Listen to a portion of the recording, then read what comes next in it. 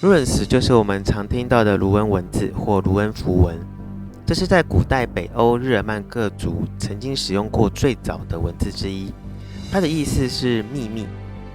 卢恩文字一个字母就是一个象形文字，容易写也容易拼，代表我们所处在的这个世界和我们内在的能量等概念。所以有人说卢恩文字就相当于是东方的易经，它与天地自然的能量有关。卢恩文字也被称作福达克文，它是从古福达克文前6个符文的第一个字母集合起来变成这样。它总共有3族，每族各8个符文，形成最初的卢恩字母。而每族呢又依照3位神明做划分。第一族为生育与富裕的女神 Freya， 第二族是阿斯加德的守护神 Heimdall，第3族是公平正义的战神 Tyr。 这3族所形成的24个卢恩文字，就是最初被称为古福达克文的起源。随着北欧人的迁徙文化的融合，古福达克文在西元750年维京时代演化成为了新福达克文。另外在不同地区如英格兰则是发展为 Anglo-Saxon Futhark 文，它增添了33个字母。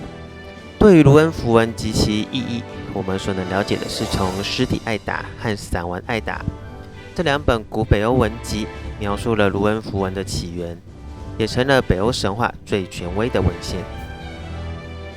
早期的北欧人会将卢恩符文刻在木板、骨头、铁器、石板等坚硬材料上面，它的功用可以作为沟通、施法、召唤、祭祀、记录等功能。在考古学中，从一些出土的墓碑、武器或是宝石、石头、铁这些材料上，考古学家都发现了卢恩文字。这代表了它并非只是一种语言或字母，而是神秘学中的符号。它接续了宇宙天地间一种奥秘。通过研究卢恩符文，我们会更了解人与大自然之间的关系，从中学习到符文要启发人类的力量与困难险阻。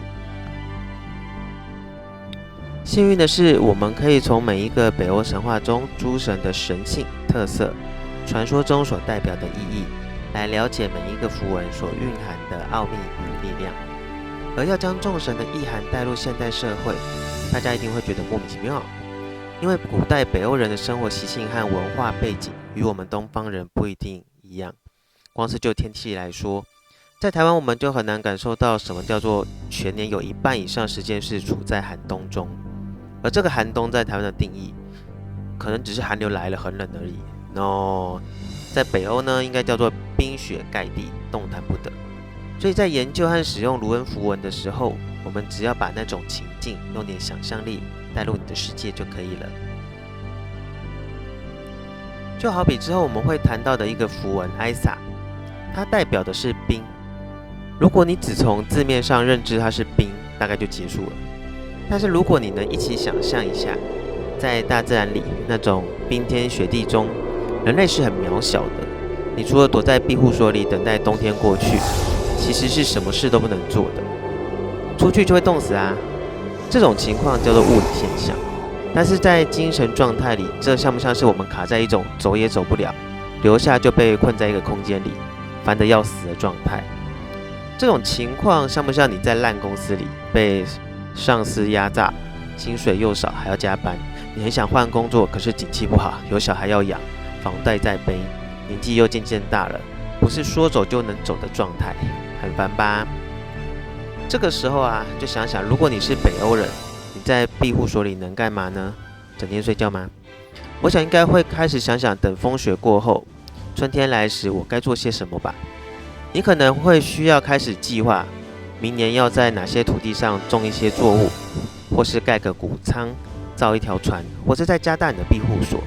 其实哪里都不能去的时候，就是你静下来好好计划的时候了。